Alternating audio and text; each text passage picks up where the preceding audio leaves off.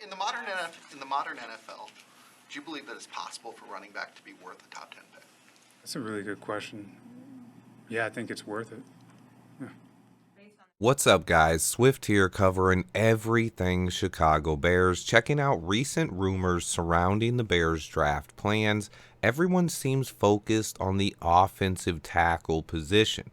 Ian Cunningham also spoke to the media today, and I have some tidbits on that as well. Also, if you're looking for rumors and draft talk covering all 32 teams, be sure to head over to my second channel where I'm collaborating with Jordan T. Silvera to expand our coverage to all 32 teams. I'll pin a link to my other channel in the comments and description below, but let's get right into the rumors.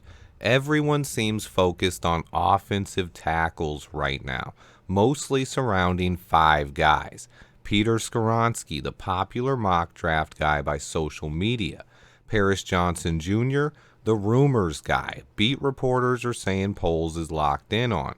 Darnell Wright is the wild card, who is my sleeper choice. And then Broderick Jones, the guy nobody's talking about. And finally, Wanya Morris, my day 2 or day 3 Braxton Jones clone. I want to talk a bit about each guy and the rumors, and then we will talk about what Ian Cunningham let slip today. Peter Skoronski is the guy national media guys all seem to think we will pick. They say we need a tackle, and Skoronski's from Northwestern. They don't take his arm length or Ryan Poles' draft profile into account. This is just the national media being off base and out of touch when it comes to the Chicago Bears. The Paris Johnson Jr. rumors make a lot of sense, but I think it's far from set in stone at this point. I do think Paris is on Ryan Poles' radar though, and could end up being a Bear. Then we get to Darnell Wright. He fits for a lot of reasons. He plays right tackle, he worked with Getsy at the Senior Bowl, and he's just an awesome prospect. I secretly hope we could move down a couple of spots and come away with Darnell Wright. I don't know how likely it is, but I'm a big fan. Next up is Broderick Jones, who I've talked about most of the offseason, but he's been going a bit under the radar recently as nobody in the national media or local Bears media have been talking about him. The one guy I saw have him in a mock draft recently was Greg Gabriel. I think Broderick Jones is another good fit.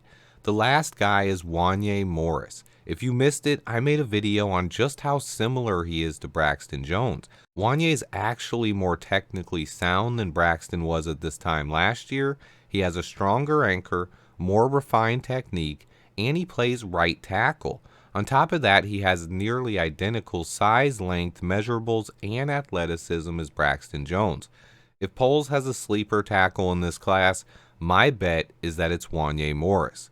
Most Bears rumors are focused on offensive tackle right now. However, another persistent rumor that keeps popping up regarding the Bears trading down.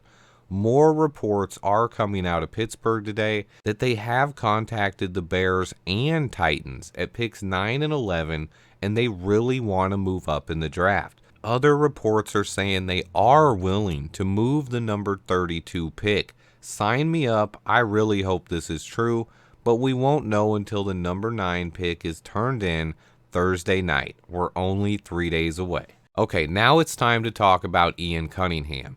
He had a couple of really interesting quotes today. He said the Bears have anywhere from 6 to 8 players they would consider taking with the number 9 pick. Those are their blue chip players in this draft. According to Cunningham, the team uses value and role to evaluate where they would take a player. That is interesting. It's definitely something I would consider myself, but a lot of teams just don't seem to factor that into their NFL draft decisions. Cunningham also spoke about Jalen Carter. He said Jalen is a really good player. There's no denying it. He was asked how Carter fits into the hits principle and whether or not he considers him a hits principle guy, and Ian responded that he's active, physical on the field, and that he personally views him as a hits principle guy. I don't disagree. He has all the potential to be a game wrecker in the NFL, and people are making too much out of his pro day. Cunningham also talked about viewing this draft horizontally. By this, what he's talking about is looking at the entire draft and seeing what positions have the most talent. I'll put up a graphic on the screen to kind of show you what he means. But when some positions are stacked rounds 1 through 7, it means you can wait on that position early in the draft if there are multiple players you have graded closely. My biggest take on this is that Cunningham realizes how deep this class is at certain positions, most likely defensive end and cornerback. So it begs the question, if they are leaning towards taking an offensive tackle, since that position is not as deep. But then Ian Cunningham countered that and would go on to talk about how the team found Braxton Jones and how they are comfortable with some intriguing guys outside of the first round this year when it comes to offensive tackle. Basically, Cunningham is keeping us guessing. The biggest quote that fans will probably want to hear is he was asked specifically if it's worth it to take a running back in the top 10. He said yes, it can be worth it. Let the Bijan Robinson speculation run wild. In other news around the NFL, Will Levis made a crazy jump in his odds to be taken number 1 overall today. His odds went from plus 4,000 to plus 400 in just moments this morning. Did something happen? I don't put too much stock into casinos and sports books, but they usually do have some inside information. But the books are heavily influenced by money and betting. This draft is going to be a crazy ride. I finally released my cornerback rankings for the NFL draft just a couple of hours ago. Be sure to check that out if you missed it. And I have another video dropping right now. If you are in the premiere for this chat, I have another premiere starting when this one ends on my other channel, NFL Draft Network. Me and Jordan Silvera break down the juiciest rumors of the week heading into the NFL draft. It's another 30 minutes of Swift and Jordan as we cover the entire NFL draft for all 32 teams. I also have another big video on the NFL draft channel releasing tomorrow. Be sure to check it out. Stay tuned. I have tons of videos coming on this channel as well. And I'll play some of Ian Cunningham's press conference in just a second. Remember to hit the like button for me. And until next time, bear down. When you guys visited with Jalen Carter. Jalen Carter's reputation is that he's not a hits principal guy.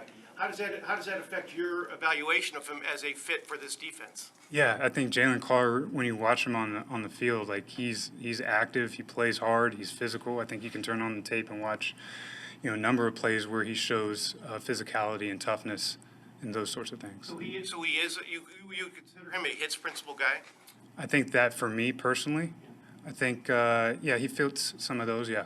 Did you come away from your visit with him comfortable with bringing him into the organization? Yeah, I think for me personally, I think just spending more time with him and really just getting to know him. We were able to be there with him, and our first conversation was, I think, at the Combine. The second time was at his pro day. I think the more time you spend around him, the more you realize that, he's a good player, but you get to know him more as a person. I think ultimately where we feel we've made the best decision for us and our organization. This guy can play left tackle, this guy can play right tackle. There's players that have played both left tackle and right tackle. There's players that have played also inside. And then there's players that you kind of project inside, or they can play outside. But then if you trickle down, I think you get a lot of that similar skill set, but maybe not the top tier athleticism. But you feel comfortable with it. We were able to take Braxton last year, right, in the 5th. And when you have a guy like Chris Morgan, who I think is one of the better offensive line coaches in the league, and one of the best teachers in the league at the position, you feel comfortable with, some of those guys. In the modern NFL, do you believe that it's possible for running back to be worth a top 10 pick? That's a really good question. Yeah, I think it's worth it. Yeah.